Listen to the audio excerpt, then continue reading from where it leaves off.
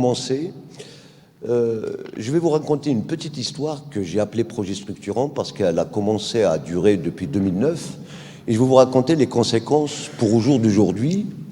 C'est-à-dire quand on commence à monter de la recherche par des projets structurants, elle peut avoir des conséquences sur votre vie professionnelle, mais elle peut avoir aussi des conséquences sur la vie professionnelle des gens que vous encadrez.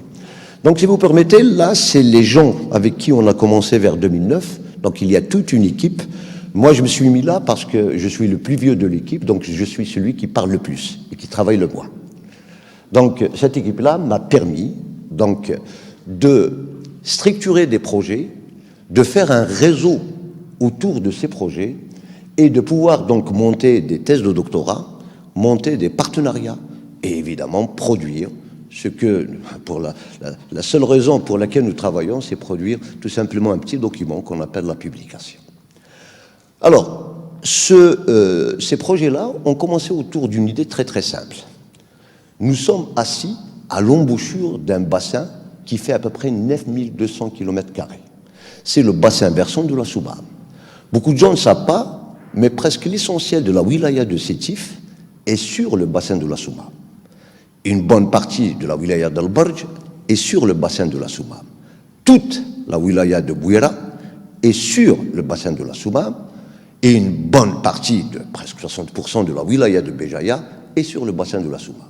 C'est 9200 km² sur lesquels vivent à peu près une population de 8 millions d'habitants. Et évidemment, à Sétif, quand quelqu'un verse un peu d'eau dans un cours d'eau, ou il y a quelqu'un à Bouira, ou il y a quelqu'un à Al-Barj, tous ces gens-là vont se rencontrer à Arbou, et évidemment, à partir d'Arbou, commence le cours de la Soumam. Ils n'ont pas le bassin versant de la Soumam. C'est-à-dire la rivière de la Soumam, c'est une confluence entre Oued Sahel et Oued Bousselam qui se rencontrent à Arbou, et évidemment commence l'histoire de ce petit cours d'eau qu'on appelle la Soumam. Ça veut dire quoi? Ça veut dire si quelqu'un jette de l'eau à Bouira ou si quelqu'un jette de l'eau à Sétif, il n'y a pas d'autre issue à cette eau-là que de se retrouver juste ici à l'embouchure. Donc il serait très très important de connaître, quelles sont les quantités d'eau que nous recevons en haut, donc la pluvio, et quelles sont les quantités d'eau qu'on perd. Ça veut dire comment on peut les évaluer. Mais cette évaluation, c'est seulement une évaluation rétrospective. C'est-à-dire qu'il faut aller voir sur des bases de données deux paramètres, la pluvio et la température. Mais par contre, il y a un travail de terrain à faire. Cette eau-là qu'on est en train de recevoir, comment qu'on est en train de l'utiliser? C'est-à-dire l'homme, ou ce qu'on appelle la pression anthropique, à quel pourcentage elle est en train d'utiliser l'eau? Parce que l'eau qui est il n'a pas mille et un choix. Soit il donc il va vers les nappes, soit il s'évapore, soit il est arrêté par des barrages. Donc on fait des bilans pour calculer quelles sont les quantités d'eau que nous sommes en train d'utiliser. Mais si on utilise, nous savons tous qu'il y a des normes OMS. L'homme, en moyenne, il a besoin jusqu'à 100 litres d'eau par habitant et par jour. Vous pouvez être sûr que vous n'allez pas les consommer. Vous avez certainement consommé 1 litre et jeté 99 litres. Quelle est cette qualité que vous êtes en train de jeter? C'est-à-dire quel va être son impact quand le milieu récepteur va encore la recevoir. Donc, c'est un petit peu ça, le projet structurant. Mais un projet structurant, il devrait rentrer dans un cadre. Il a un cadre global, après il a un cadre régional et il a un cadre local. C'est quoi le cadre global? C'est le cadre planétaire. Parce que, et c'est ce qu'on va voir, au fur et à mesure que nous avançons, depuis maintenant 1962, l'essentiel des travaux en Algérie, ou là au Maroc, ou là en Tunisie, leur grand problème, c'est qu'il n'y a pas une sorte d'harmonisation des travaux. Si vous regardez le gars qui fait la même chose que vous, juste, à Constantine ou là à Djidjil, s'il suit de la même manière les mêmes paramètres que vous, c'est une certitude qu'il ne va pas les suivre avec la même chronologie que vous. S'il ne les suit pas avec la même chronologie que vous, vous ne pouvez pas les comparer. On trouve souvent dans les publics des gens qui comparent l'incomparable. Ils disent que je regarde l'effet de la pluvio sur le lentisque à Djidjil, et l'autre, il regarde l'effet de la pluvio sur le lentisque à Béjaïa, et il dit, là, j'obtiens un peu plus d'huile essentielle qu'ici, alors que le titre comparatif n'y est pas du tout. Parce que ce n'est pas la même chose. Et c'est de ces choses-là qu'on va parler. Alors, je vais essayer de vous raconter comment qu'on a évolué tout d'abord du cadre global, donc le cadre planétaire, et vous allez voir que sur le cadre planétaire, il y a l'aspect politique. C'est-à-dire que l'essentiel des projets de recherche que vous avez, qui les finance? C'est l'État, c'est la DGRSDT, c'est le MESRS, ce sont des appels de projets de recherche internationaux. À votre avis, pourquoi l'État met de l'argent? Parce que tout simplement l'État algérien appartient, donc c'est un pays qui est membre de l'ONU. Et à l'ONU, pour l'environnement, il y a un groupe d'experts international du climat. L'Algérie est membre et elle est obligée de signer des conventions pour pouvoir obtenir des financements sur des projets de recherche. Les derniers projets de recherche acquis ont été mis dans le cadre du plan bleu et ils sont structurés de la manière suivante. L'essentiel du pays qui a la compétence et la connaissance, en tous les cas, influence sur le Maghreb était la France. Regardez, vous allez voir qu'il y a l'IGID, il y a l'AUF, il y a le PHC Maghreb. Quand vous regardez donc tous ces organisateurs financiers, vous allez voir qu'ils vous ajoutent la dimension environnement et la dimension ressources en eau. Évidemment, pour quelle raison? Parce que le financier, c'est celui-là. Évidemment, si vous connaissez celui-là, vous devriez, si vous présentez des projets de recherche, connaître la procédure. C'est-à-dire, vous ne pouvez pas obtenir un projet de recherche en mettant votre propre procédure. Vous devriez être calqué sur la procédure demandée et vous allez comprendre pour quelle raison. Alors, à l'échelle du globe, la vision est relativement synthétique grâce aux travaux du GIEC. Nous allons voir quelques résultats synthétiques aux travaux du GIEC, parce que souvent on dit que la température moyenne de la planète est en train d'augmenter dû à l'effet de serre. Ça, c'est ce qu'on appelle les supporteurs du changement climatique. Mais par contre, comme vous le savez, puisque ça c'est de la politique, il y a les climato-sceptiques. Il y a ceux qui sont contre, ils disent non, il n'y a pas de changement climatique. Pour quelle raison? Quel est leur argument? Leur argument, c'est de dire, mais ça veut dire quoi une température moyenne de la planète? Ça ne veut absolument rien dire, statistiquement parlant. Donc tout un chacun va ramener un argumentaire, et évidemment, je vais vous laisser pendant le débat poser des questions, soit pour l'argument ou contre l'argument. Alors, à l'échelle régionale, maintenant, ça c'est à l'échelle globale. Il y a donc des valeurs qui sont données, on va les voir, on va les passer en revue. Après, vous avez à l'échelle régionale des synthèses bibliographiques, des vues exhaustives qui sont extrêmement difficiles à interpréter. C'est-à-dire, vous allez chercher quelqu'un qui a travaillé sur le bassin de la Soumam durant les années 70. Vous allez trouver quelqu'un qui a travaillé en 1971, après ça s'est entrecoupé, vous allez retrouver un autre travail vers les années 80, vous n'allez pas me dire que vous allez essayer de relier les débits de 1971 avec les débits de 1980. C'est-à-dire que nous avons la bibliographie, on peut les retrouver dans les bibliothèques, mais par contre, le grand problème, c'est comment pouvoir récupérer cette donne pour pouvoir comparer ce qui se passe entre les bassins. Alors, pour quelle raison? Nombreuses études, mais généralement ciblées, soit sur une région ou un hydrosystème donné, soit sur un thème et des paramètres donnés. C'est-à-dire, si vous prenez quelqu'un qui travaille sur, à Constantine, lui, il s'intéresse au niveau piézométrique. Il s'intéresse seulement aux nappes. Celui qui travaille à Béjaïa, si vous regardez l'essentiel des travaux, il s'intéresse seulement à la qualité des eaux de surface. Comment vous pouvez comparer quelqu'un qui étudie de l'autre côté seulement sur les nappes phréatiques et l'autre qui travaille sur les eaux de surface? Ça, pour quelle raison? Parce qu'il n'y a pas une dynamique commune de pouvoir faire des paramètres de telle façon, au lieu qu'on gaspille notre temps, que tout un chacun recherche un paramètre, qu'on ait ce qu'on appelle une liste de paramètres. Tout le monde recherche, évidemment, dans un cadre organisé. Et c'est ça l'intérêt des projets structurants, c'est pour pouvoir comparer et pouvoir donner des bilans réels.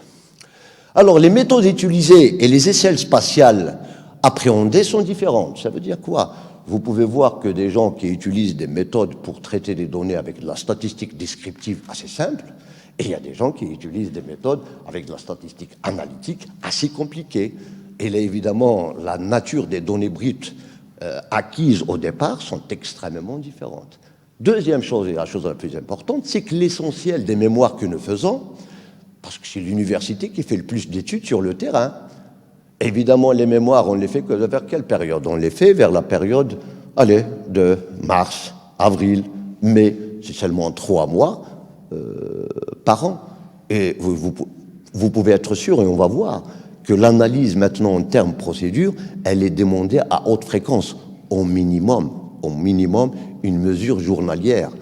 Nous, on s'est arrêté à des mesures hebdomadaires, c'est-à-dire pour pouvoir suivre un cycle hydrologique qui dure une année, il vous faut au moins 52 points, ça veut dire 52 semaines. Et combien que vous savez que les gens, quand ils suivent un phénomène, qu'ils le suivent chaque semaine, ils sont extrêmement rares.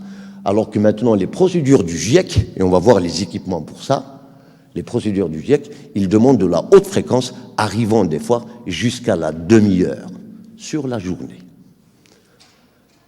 On avance. Alors, quels sont les paramètres qui sont demandés par le GIEC? Vous avez donc les paramètres climatiques. Bah, ceux-là, évidemment, vous n'allez pas les acquérir parce qu'il y a des organismes qui ne font que ça. Ils vendent ça et c'est eux qui font les acquisitions. Vous avez donc l'Office national de météorologie, vous avez l'Agence nationale de la ressource en eau, la NRH, et vous avez aussi tout ce qui est port, aéroport, etc. Donc, alors, ça a de l'importance parce que ce n'est pas les données actuelles qu'on recherche, on recherche surtout la rétrospective. Au minimum, le GIEC demande une chronologie d'un minimum de 30 ans. C'est-à-dire, si vous voulez publier un travail de qualité dans une revue de qualité concernant les effets climatiques, vous devriez avoir un minimum de 30 ans de données. Alors, les paramètres hydrologiques. On demande souvent le débit c'est de la mesure, et on demande les niveaux et stocks d'eau, c'est ce qu'on appelle les niveaux piézométriques. On les recherche, mais aussi on les recherche avec des chronologies de 30 ans. Pour ceux qui font des travaux de ce type-là, vous connaissez très très bien la difficulté d'aller obtenir des chronologies d'au moins 30 ans. C'est pour ça qu'on va voir tout à l'heure qu'il faut développer des méthodes mathématiques. Je vais vous donner des exemples. Le problème en Algérie, c'est que sur certaines périodes, nous avons beaucoup de coupures de données. Les coupures de données les plus connues chez nous, c'est entre 1950 jusqu'à presque 1963, vous connaissez les raisons, entre 1970 jusqu'à presque 1980, et nous avons aussi beaucoup de manque de données entre 1992 jusqu'à 1998-2000. Mais ceci n'empêche pas, les manques de données, les mathématiques permettent de combler le manquement de données, et il y a des outils qui donnent des restitutions presque à 99%. Donc c'est une acquisition de données qui permet d'implémenter les données pour toujours s'assurer des chronologies de 30 ans. Alors maintenant, les paramètres de qualité des eaux, c'est la chose la plus connue dans le milieu universitaire. Tout le monde mesure la matière en suspension, tout le monde mesure la conductivité, tout le monde mesure le pH de l'eau. Ça, c'est vraiment... Par contre, il y a un petit problème. Tout le monde mesure, mais quand est-ce qu'il mesure? Il mesure seulement pendant de courtes périodes. Et généralement, il mesure sur les périodes de hautes eaux et les périodes de basses eaux en disant que c'est hautement significatif. Alors que nous allons voir que si on regarde sur les chronologies, celui qui regarde les choses autrement, c'est-à-dire si on prend les données de pluviaux, vous allez voir que les phénomènes de crue, on les évite. Parce que c'est un phénomène temporel extrêmement court. Si vous ne suivez pas, sachez que quand il y a une crue, c'est des millions de tonnes de matière en suspension que vous êtes en train de charrier. Et ça a des incidences immenses sur la vie d'un bassin. Alors, j'avance. Maintenant, quelles sont les méthodes de traitement de données utilisées? Je vous ai parlé des méthodes rétrospectives par rapport aux données d'archivage que nous ramenons de la NRH, l'ONM, etc. Et quels sont donc les types d'analyse qu'on fait de l'analyse statistique classique, mais c'est ceux-là surtout qui sont les plus importantes. On va voir tout à l'heure quelques publis donc, qui ont été faits dans ce domaine. C'est comment déterminer des anomalies. C'est quoi ces anomalies? Sachez que sur l'année, vous avez des cycles, comme dans 4 cycles, 4 saisons. Mais si on les regarde sur les 30 ans, on va voir, est-ce que les cycles ont changé? Est-ce qu'il y a une rupture de cycle? Donc il y a des tests statistiques, donc évidemment admis, avérés et validés par le GIEC, pour pouvoir donc se référencer, est-ce qu'il y a vraiment un changement climatique dans votre bassin? Est-ce que les cycles ont changé? Pourquoi? Parce qu'une rupture de cycle, c'est un indicateur de changement climatique. Donc, vous devriez avoir 30 ans, vous devrez avoir des outils statistiques pour pouvoir vérifier, tout d'abord, si vous avez une rupture de cycle. Après, qu'est-ce que vous allez faire? Vous allez faire de la modélisation, parce que le GIEC vous oblige à projeter vos données sur 2050-2100. Pour quelle raison 2050-2100? Sachez qu'en Algérie, il y a une loi qu'on appelle le système, le schéma national de l'aménagement du territoire, le SNAT. Le SNAT est valable sur 50 ans. C'est-à-dire que ceux qui font les aménagements sur le territoire, qui construisent les barrages, les retenues d'eau, etc., ce qu'on appelle les projets structurants, devraient dépendre des données de ceux qui modélisent. Est-ce qu'il va y avoir une diminution de la pluvio? Est-ce qu'il va y avoir une augmentation de la température d'ici 2100 ou pas? Sinon, vous allez faire des investissements aveugles. Donc, on a vu les méthodes rétrospectives. Maintenant, ça, c'est les scénarios du GIEC. Les scénarios du GIEC dépendent du niveau de développement du pays et ils dépendent du niveau, comment qu'on organise les bases de données. D'ailleurs, je profite de l'occasion, suite à ces travaux-là que nous avons publiés, Monsieur le Doyen, donc c'est bien ça, Monsieur le Doyen, avec évidemment le service de l'environnement, actuellement, on est sur une dynamique pour créer des cartes multicouches, plus un suivi sur le terrain, multiparamètres, presque mensuel, presque le long de tout le bassin de la Soumam avec les services de l'environnement, pas seulement avec les services de l'environnement, mais ça devient même un intérêt de tous les services qui ont un intérêt à l'environnement. Et ça, c'est une demande qui a été faite à l'université. Pourquoi? Parce que l'université, soit par le laboratoire que gère M. Egerwadda, là où il y a M. Zahir Ramdan, donc il y a toute une dynamique que les gens commencent à voir, parce que les gens commencent à regarder des gens qui suivent, mais à la haute fréquence. Donc on commence à avoir des données qui peuvent avoir un intérêt pour le décideur. Et parce que la recherche, si vous la faites, et qui n'a aucun intérêt, honnêtement, pourquoi on la fait? Si ce n'est que pour une publicité. Parce qu'à un certain moment, il faut faire ce qu'on appelle la recherche utile. Et de plus en plus, la DGRSDT d'ailleurs, vous avez vu son slogan, pour une recherche utile. C'est bien ça. D'ailleurs, ils donnent donc rarement de l'argent. On va voir s'ils vont la donner pour la recherche utile. Alors, ça c'est les scénarios GIEC. Qu'est-ce qu'il y a dans les scénarios GIEC quand on va arriver pour le cas de Béjaïa? C'est des scénarios A1, A2, B1, B2, etc. Ce sont, selon les données que vous avez, vous pouvez monter les modèles. On va voir la base de données de modélisation pour Béjaïa, elle dépend de la DPAT. La DPAT, c'est la direction de la planification et de l'aménagement du territoire. Donc nous, on a pris le scénario A2, parce qu'on a toutes ces données-là, croissance économique, régionale, son virage environnemental, démographie continue, évolution, tout ça on les a. Évidemment, puisqu'on les a montés, on peut les insérer dans les modèles selon le scénario A2. Parce qu'on va voir tout à l'heure, il y a 1001 modèles, et les modèles c'est purement virtuels, ils font seulement que du prévisionnel. Voilà. Alors, que fait cette modélisation? Vous savez tous, et on le sait, que l'émission de gaz à effet de serre et les aérosols dans l'atmosphère sont les plus grands responsables de l'augmentation de la température. On le sait, mais moi, quand je le sais, il y a une différence entre la théorie et la pratique. C'est-à-dire, est-ce qu'il y a quelqu'un parmi vous qui s'est amusé à prendre la température de Béjaïa et de mesurer le CO2 et de regarder est-ce qu'il y a une corrélation entre l'augmentation de CO2 et l'augmentation de température? Je pense que personne ne l'a fait. Donc voilà. C'est-à-dire, si vous ne le faites pas, vous n'avez pas le droit de le dire, vous avez le droit de le dire en citant qui l'a fait. Mais vous allez voir que quand vous citez qui l'a fait, c'est beaucoup plus les gens qui ont fait ce qu'on appelle de la modélisation. Parce qu'à l'échelle régionale, on ne peut pas corréler le taux de CO2 par rapport à la température. On ne peut le corréler qu'à l'échelle globale. D'accord? Donc ces choses-là sont vues seulement à l'échelle globale. Alors, évidemment, si on prend cette vision et on les intègre dans les modèles, ce qu'on appelle les modèles planétaires. Par exemple, vous connaissez tous un nano. Vous connaissez tous la NAO, l'oscillation nord-atlantique. C'est-à-dire quand il fait chaud, on dit une oscillation nord-atlantique négative. Quand il fait froid, on dit une oscillation nord-atlantique. Tiens, l'oscillation nord-atlantique, c'est la dépression et l'anticyclone qui sont au sud de l'Angleterre et qui ont ce qu'on appelle leur mouvement, ont un impact direct sur toute la planète. Pour quelle raison? Parce que les différences de pression conditionnent les températures de toute la planète.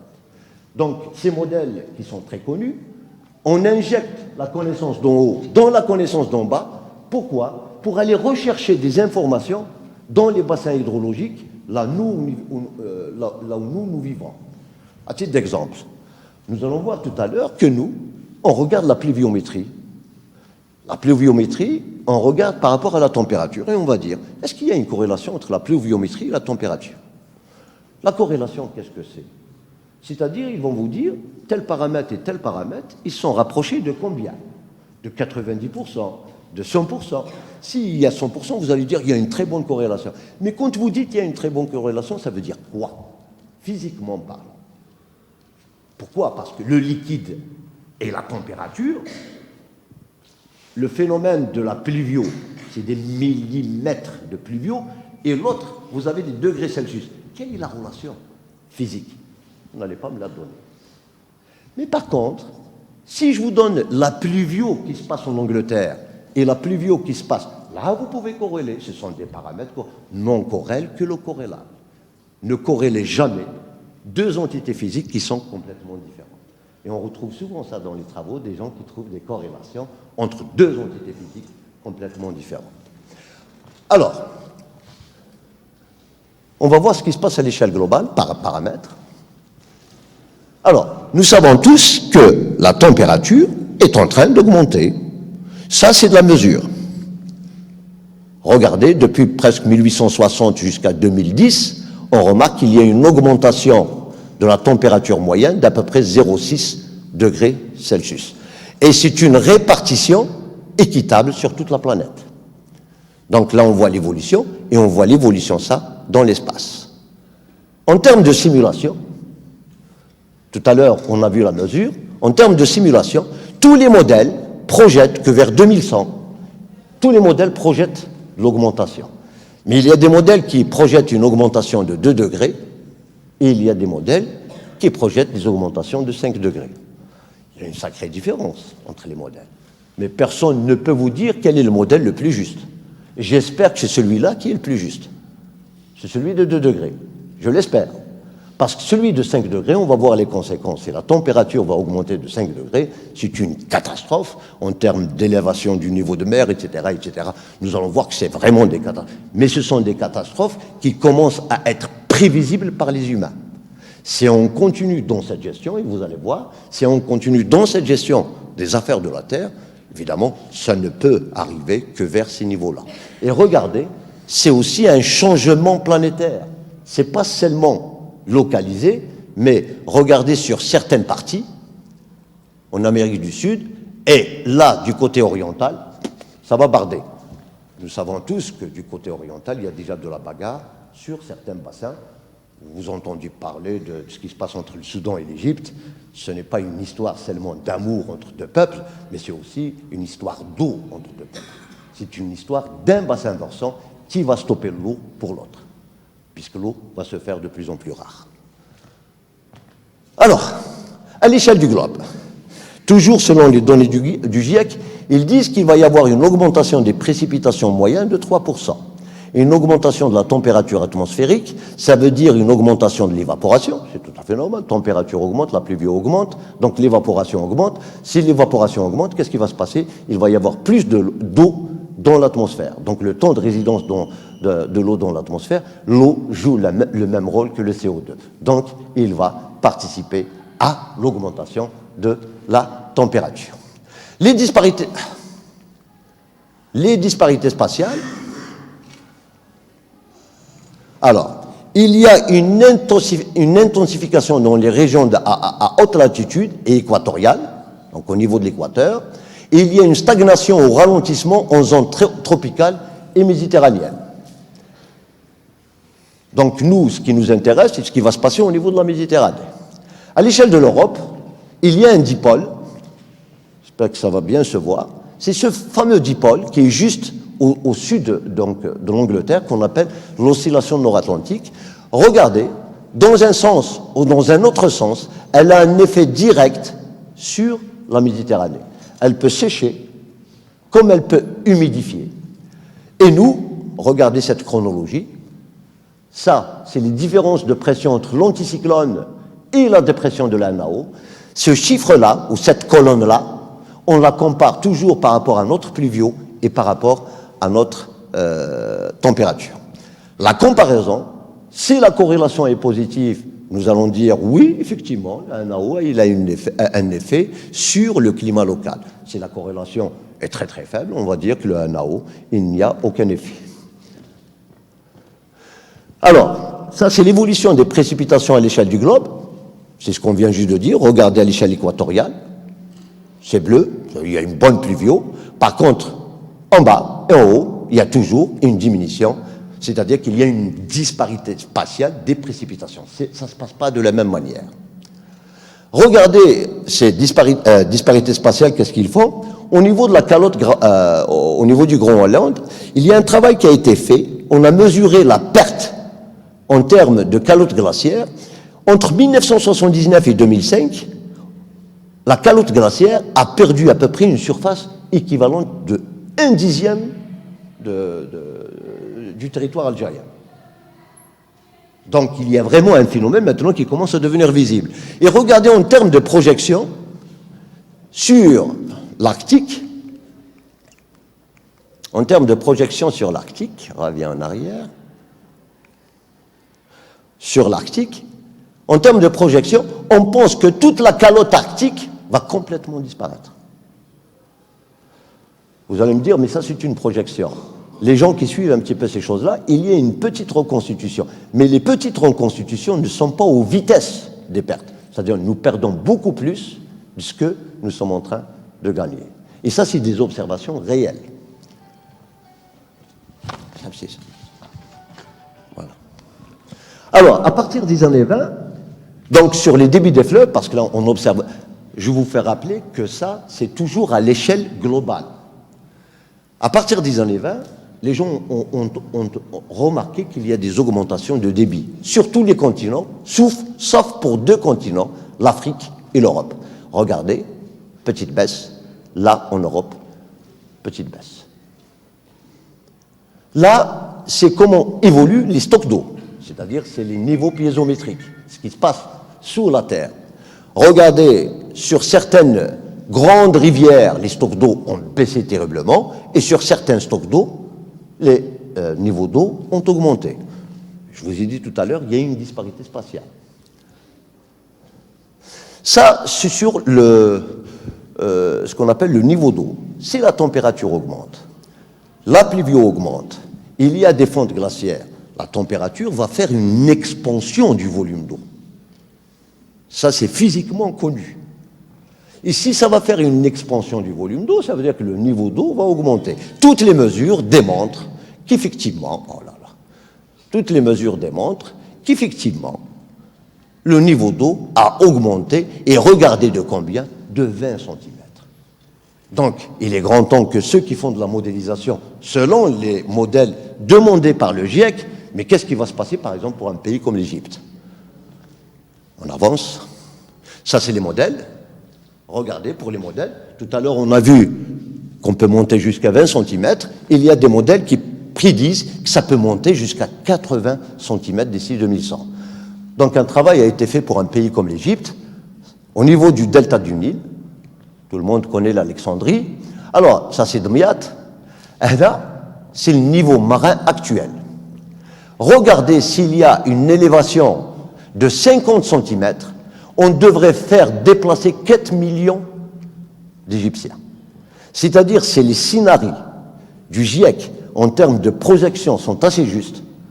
Dans quelques années, on devrait faire rentrer pas mal d'Égyptiens, évidemment de leur propre territoire, parce que ça va être submergé. Ça, c'est, comment dire, si on a seulement 50 cm, mais si ça s'accélère à 1,5 mètre, c'est presque 8 millions de personnes, évidemment, à déplacer. Mais regardez surtout les quantités submergées. 5700 km² de terre arable qui font nourrir les Égyptiens vont être complètement submergés. Vous imaginez les catastrophes. Alors ça, c'est l'évolution de la température de la surface des eaux. Regardez comment elle a évolué. Donc même la température de la surface des eaux est en train de chauffer.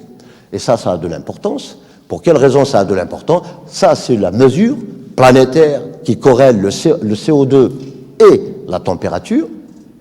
Et ça a de l'importance. Pour quelle raison? Vous avez fait tous de la chimie. Vous savez que si la température augmente et si le CO2 augmente, qu'est-ce qui va se passer dans l'eau? Le CO2 va rentrer dans l'eau et il va se transformer en carbonate. Qu'est-ce qui va se passer quand le carbonate va rentrer dans l'eau? Il va se passer l'acidification de l'eau. Donc le pH de l'eau va baisser. Évidemment, si le pH des océans va baisser, qu'est-ce qui va se passer? Toute une chaîne trophique va être massacrée, surtout les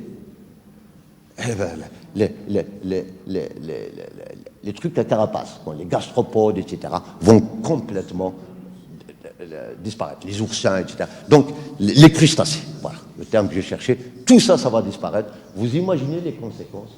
Donc, toutes ces conséquences sont projetées d'ici 2100. Maintenant, je sors de l'échelle globale et je vais rentrer au niveau de la Méditerranée.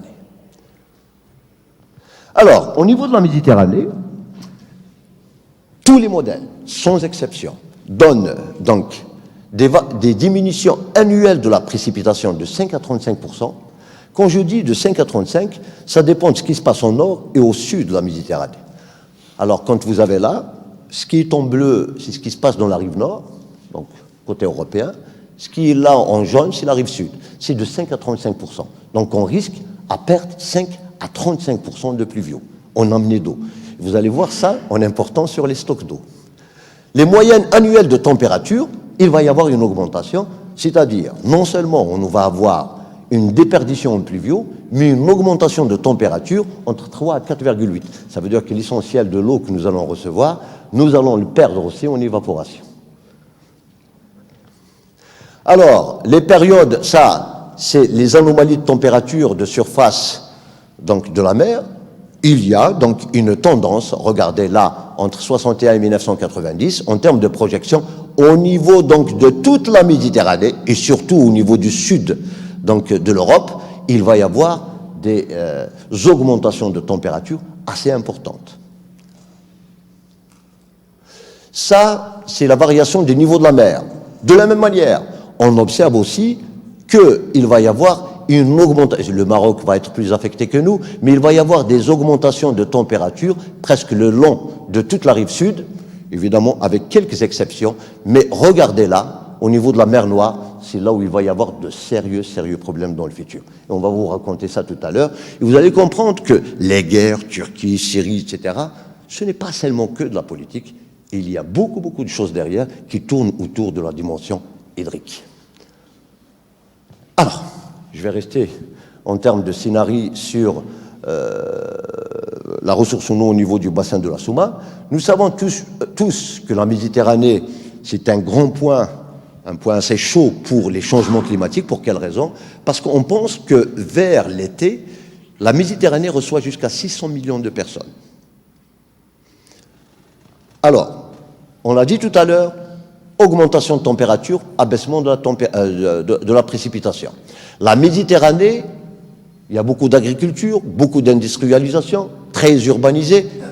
L'état actuel, c'est que la demande en eau a doublé dans la deuxième moitié du XXe siècle. 20 millions de personnes n'ont pas d'accès à l'eau douce. 47 millions de personnes n'ont pas accès à un système d'assainissement. L'Algérie en fait partie de ces 47 millions. Donc nous avons à peu près 2 ou 3 millions. Nombreux cours d'eau pollués par rejets domestiques et industries non épurées. Si on le marque ainsi, presque tous les travaux faits en Algérie sur les cours d'eau, que ce soit Soumam, Chlef, comment dire, le Roumel el-Kibir, toute publication de rang A, évidemment, observée, disent que nos cours d'eau sont pollués et extrêmement pollués. J'avance. Tout à l'heure, on a vu l'état actuel. Si on projette d'ici 2050, et toujours avec les mêmes tendances, puisque les modèles le disent, augmentation de température, abaissement de la précipitation, toujours on sera obligé d'avoir toujours les produits agricoles, donc ça ne va pas changer, il y aura plus de monde. Donc, quelles vont être les conséquences? Les conséquences, c'est que les prélèvements sont proches ou supérieurs à la limite des ressources renouvelables, et ça on va en parler surtout pour le cas de Béjaïa. Pour certains pays, là par contre, il y aura 290 millions de personnes en situation de pénurie. Et qui dit pénurie d'eau, on commence déjà à observer, certainement ceux qui suivent les affaires actuelles de l'Égypte avec le Soudan qui veut construire un barrage, vous savez, ils sont en train de se battre. Pourquoi? Parce que le Soudan a besoin de l'eau, que l'Égypte a besoin aussi, et ils devraient trouver une idée consensuelle. Et je peux vous assurer que ce n'est pas aussi simple à trouver. Alors voilà, en termes de projection, comment qu'on projette sur 2025, regardez, l'Algérie ne sera pas aussi,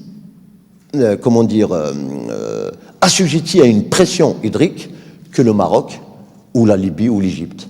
Je peux vous dire pour quelle raison. L'Algérie est un pays qui n'exporte pas de produits agricoles. À titre d'exemple, quand on exporte 1 kilo de tomates, on exporte avec 5 mètres cubes d'eau.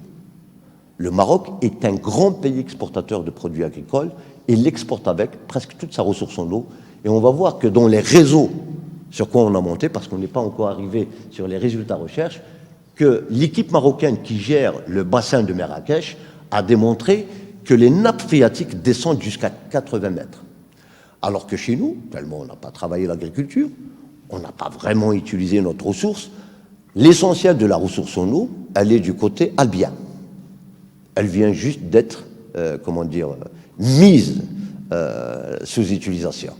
Mais depuis 2009, comme vous le savez, nous avons mis à peu près une dizaine de barrages en fonctionnement.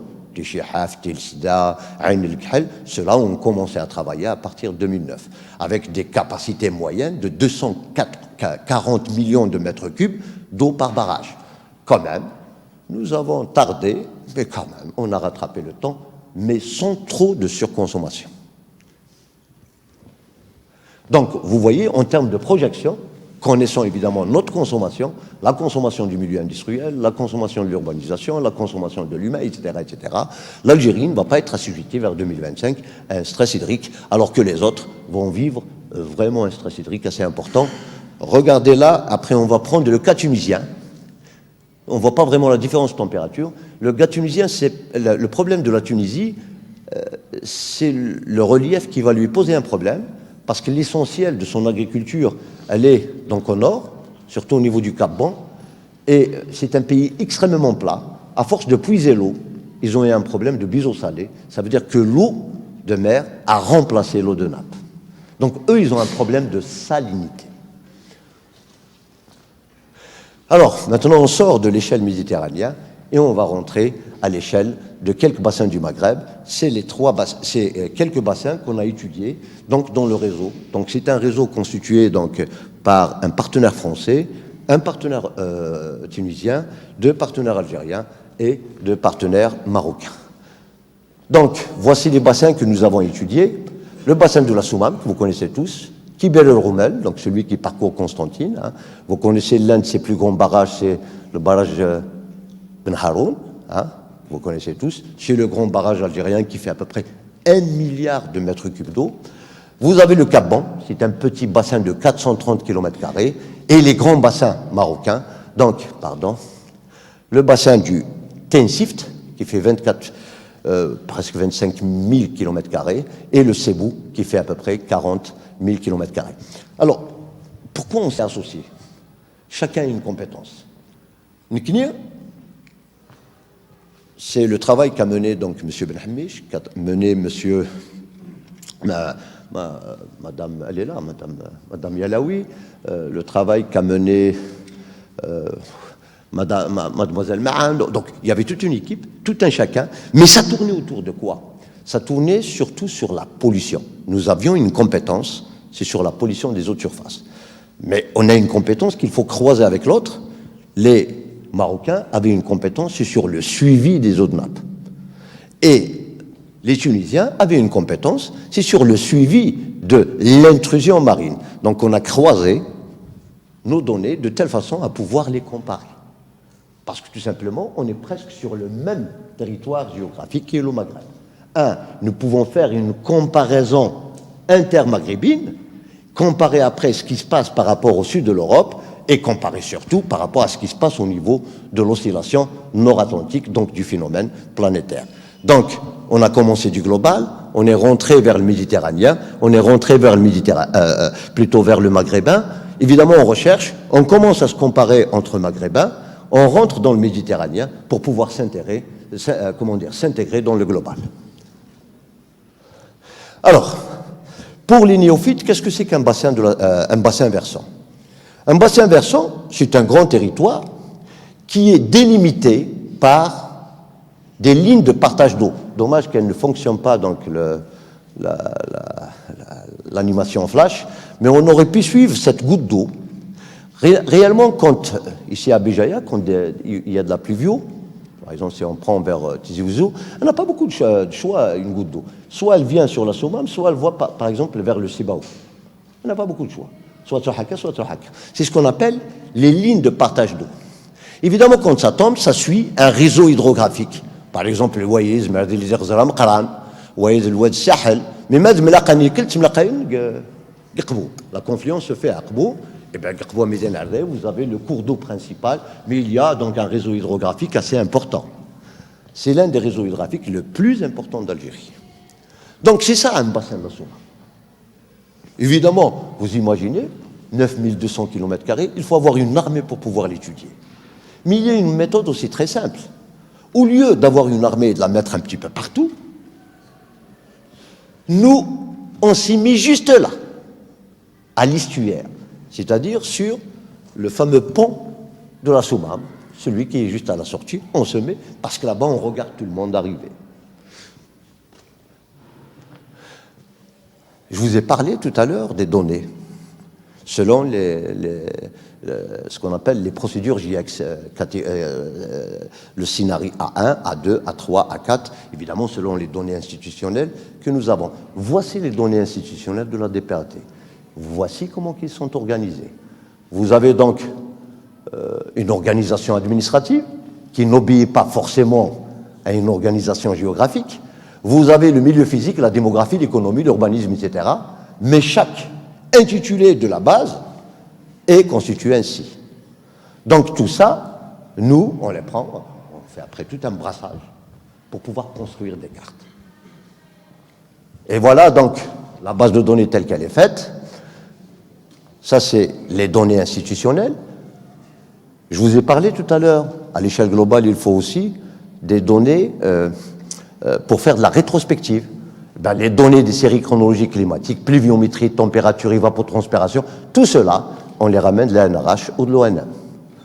Les mesures du flux hydrosédimentaire, nous les faisons. Les mesures des paramètres de pollution, on les fait. Et la cartographie MNT, topo, satellitaire, etc., ça c'est avec les partenaires, on s'échange pour ramener donc, des modèles numériques de terrain, des fois hautement résolutifs, au mètre près. Voilà donc les territoires étudiés, on les a vus tout à l'heure, et voici le matériel utilisé. Regardez, là vous avez un piézomètre, c'est un piézomètre à haute fréquence, il mesure chaque 10 minutes, 15 minutes, à une profondeur que vous fixez vous-même, il suffit seulement de la régler par rapport au niveau de la mer. Il mesure automatiquement le niveau de l'eau, il mesure la température, il mesure la salinité et il mesure l'oxygène dissous. Et à haute fréquence, chaque 10 minutes. De ce côté-là, vous avez un matériel qui est placé juste au niveau de l'embouchure, donc au niveau du vieux pont de la Soumam, et c'est un mesureur à haute fréquence. Mesure à haute fréquence, et il mesure chaque 30 minutes. Qu'est-ce qu'il mesure? le niveau d'eau. Donc, on peut calculer les débits. Il mesure l'oxygène dissous, il mesure la température, il mesure le pH, et il mesure surtout la turbidité, qu'on appelle aussi la matière en suspension. Donc, nous avons les outils nécessaires pour faire de la haute fréquence. Et là, vous avez un préleveur automatique. Tout à l'heure, quand j'ai commencé à vous dire, nous avions un sérieux problème sur l'analyse spatiale. Pour quelle raison? Parce que c'est bien beau d'avoir la haute fréquence, mais imagine qu'il y ait une pluviométrie là où vous ne pouvez pas accéder à votre équipement. C'est-à-dire vous allez rater la mesure. Donc il faut avoir un préleveur automatique qu'il faut régler quand il y a un événement pluviométrique prévu, quand il y a surtout une crue. Donc ça, c'est pour ne pas rater. Pourquoi je vous ai dit une crue? Pour vous faire rater des masses immenses, parce qu'une crue ramène des masses extrêmement importantes.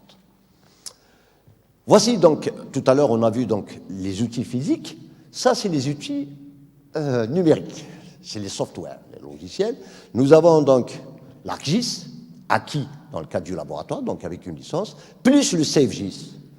Il y a une différence entre les deux, celui-là peut faire un petit peu l'archivage des cartes, mais ce n'est pas un analyseur de métadonnées. Par contre, l'ArcGIS, il est très très bon dans l'analyse statistique, dans l'analyse multicouche. Il fait de la bonne géostatistique. Voilà quelques résultats que nous avons obtenus. J'espère que c'est bien vu. Vous avez là un MNT, là vous avez la géologie, là vous avez la densité de population, là vous avez les pentes. Donc, ça c'est les étages par biodiversité. Ah là, c'est une carte que nous venons juste... venons 3 ans. Ça c'est quelque chose d'important. Non seulement on sait... comment dire, ça c'est le MNT que vous pouvez trouver sur n'importe quelle base de données, mais ça c'est le MNT sous-marin. L'une des choses que nous recherchons à restituer, c'est cette partie-là qui est blanchâtre, là où il n'y a aucune donnée, et nous allons voir que les premiers qui ont pu placer une donnée, c'est l'équipe, là où il y a Madame Alili, c'est Madame Alili, qui a placé, qu'on peut placer là des masses à peu près de 7 millions de tonnes par année, ramenées tout simplement par la sous-marin. Là, vous avez l'occupation du sol. Tout ce qui est vert, c'est les espaces là où il y a l'oliculture. Nous pouvons actuellement, en tous les cas, prédire, selon ce qu'il y a sur le territoire, combien que ça va produire en connaissant à l'avance quelle est la pluvio qui va être donc admise dans ce territoire. Donc on peut admettre des pluvios, vous avez en tous les cas des cartes interactives sur lesquelles vous pouvez faire de la projection futuriste.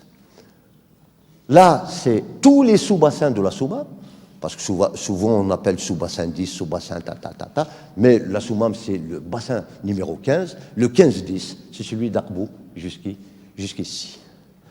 Là, certains calculs qu'on retire donc de ces logiciels, par exemple comme le calcul de pente. Regardez, la pente elle est assez importante dans le Wad Soumam, presque vous avez un dénivelé de presque 300 mètres. C'est quand même quelque chose d'important, 300 mètres. C'est Esgin Goulaya. Donc vous imaginez quand l'eau arrive, avec quelle vitesse il arrive? C'est un bassin extrêmement nerveux. D'ailleurs, l'autre petit bassin, qui est de l'autre côté qu'on appelle Agarioun, vous savez ça veut dire quoi Agarioun? Agarioun, ça veut dire le nerveux. On dit ça c'est-à-dire le savoir populaire a pu donc trouver les noms adéquats, évidemment, à la rivière qui les nerve. Alors, maintenant, certains petits traitements qui ont fait sujet aussi de publication. Je vous ai dit tout à l'heure, il nous fallait des données sur 30 ans. Certaines données que nous avons ramenées, c'est les températures, évidemment traitées, température moyenne annuelle de Béjaïa, de Annaba et Alger, et on compare. Les températures maximales annuelles de Béjaïa, de Annaba et Alger, et on compare. Dans les 3 cas, on remarque qu'il y a un petit problème à partir des années 80. Dans tous les traitements, que ce soit pour les températures moyennes annuelles, soit pour les températures maximales annuelles, on a vu qu'il y a une tendance à l'augmentation à partir des années 80. Il fallait rechercher dans la bibliographie, mais qu'est-ce qui s'est passé à l'échelle de la planète à partir des années 80? La première inversion du NAO, de l'oscillation nord-atlantique, a commencé à partir de 1982. Donc, effectivement, il y avait un impact planétaire sur le microclimat local. On a regardé aussi qu'il y a sur le traitement des données de température sur une chronologie de 30 ans, que les nuits sont plus chaudes en été. Nos nuits sont plus chaudes en été. C'est-à-dire que les températures maximales sont plus importantes en été. Que les journées sont plus caniculaires, toujours en montée à partir des années 80. Et évidemment, ce sont nos partenaires qui nous ont ramené un exemple de démonstration du pourquoi. Regardez, ça, c'est les pluies cumulées entre le 5 avril et le 2 octobre 2009. 5 avril jusqu'à le 2 octobre. Là, regardez les pluies cumulées de la même année, du 3 septembre au 2 octobre. 3 septembre au 2 octobre, c'est presque une année. C'est presque un mois. On est bien d'accord. Là, c'est presque une année. Regardez en un mois, ça veut dire que l'essentiel de la pluviométrie que nous recevons sur nos territoires, on la reçoit sur une très, très courte période. Et quand on reçoit sur une très courte période, ça veut dire que nous ne donnons pas le temps à l'eau de s'infiltrer. L'eau s'écoule. C'est pour ça qu'on l'observe sur les débits. Évidemment, s'il s'écoule et il ne s'infiltre pas, il y a un problème sur les nappes phréatiques. C'est pour ça que nos nappes ont tendance à baisser. Et certainement, cette fois-ci, quand il manquait un petit peu de pluvio après une période de long feu, hein, tout le monde a remarqué que du côté de Tazmelt, on creuse jusqu'à 30 mètres. Alors, toujours, je reviens sur l'analyse des paramètres climatiques, il y a moins de jours de pluie, plus de jours d'orage, et surtout plus de jours d'orage en été. Donc ça confirme les images satellitaires que nous ont ramenées nos amis de 2009.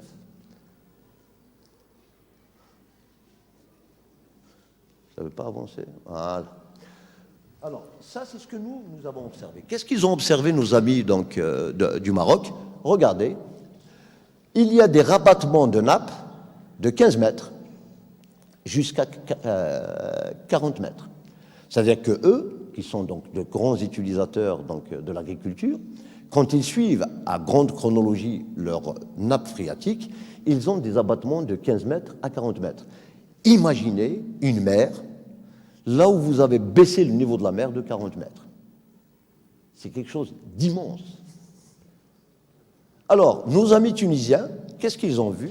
Alors là, ça ne se voit pas bien, mais si on regarde là, ces petites lignes-là jaunâtres, ce sont des isolines de salinité. Regarde, elles sont plus importantes là que là, sur une période, donc, je ne me rappelle plus quelle est la période utilisée pour eux, mais ceci n'empêche pas, ils ont eu une salinisation des eaux jusqu'à 7 grammes par litre sur une période à peu près de 5 ans. Et qui était très corrélable à quoi? À la piezométrie sur les 5 ans, c'est-à-dire au prélèvement. Donc vraiment, c'est l'effet anthropique qui a forcé le biseau salé. Alors ça, c'est notre travail. Vous connaissez tous ce point-là, c'est le pont de la Souma. Qu'est-ce qu'on a fait? Pendant une année, on a mis 4 points. Et on prélève chaque semaine, chaque mardi matin, on y va, on prend une petite burette et on regarde la matière en suspension. Pendant toute une année, on a pu faire, donc, par une petite modélisation, que le bassin de la Soumam charrie 4,9 millions de tonnes, 4,9 millions de tonnes par an. Ça a de l'importance maintenant pour un décideur. Parce que le bassin de la Soumam vit 2 sérieux problèmes. C'est le sable de plage et le sable des rivières. Il y a une sur-utilisation de ces 2 sables, jusqu'à ce que les nappes phréatiques ne sont plus protégées. Et dans ce cas-là, on donne à celui qui veut s'investir sur le sable sous-marin un gisement mensuel de 4,9 millions de tonnes par an. C'est-à-dire que celui qui veut récupérer le sable, il n'a qu'à aller à l'estuaire, ça se trouve à 2 mètres sous la mer, il peut prendre du sable, qu'il peut laver avec l'eau qui arrive, et évidemment vendre ce sable-là. Il est peut-être cher sur les 3 premières années, mais avec les interdictions, il va récupérer les prix. C'est ce qui a été fait, en tous les cas, en Italie et au sud de la France.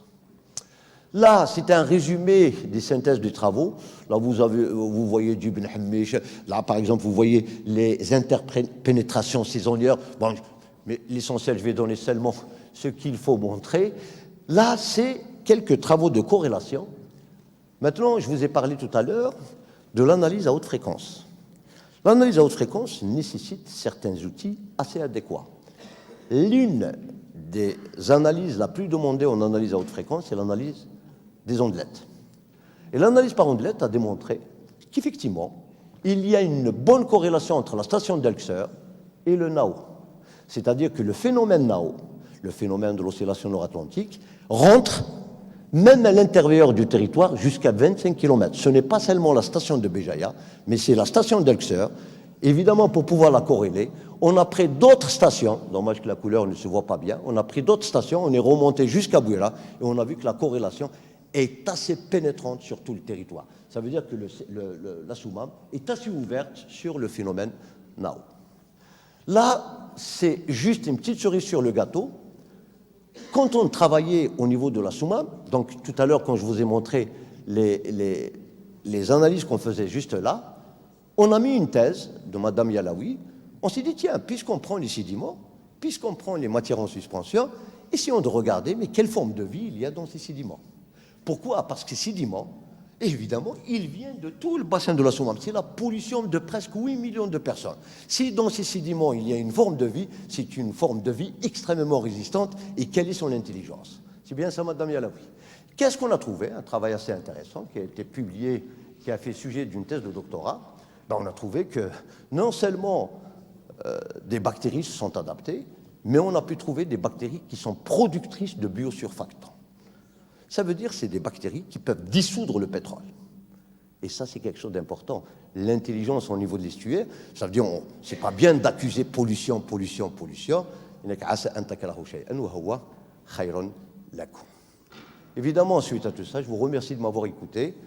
C'était un plaisir que de vous parler d'une passion que nous sommes en train de vivre depuis 2009. Merci.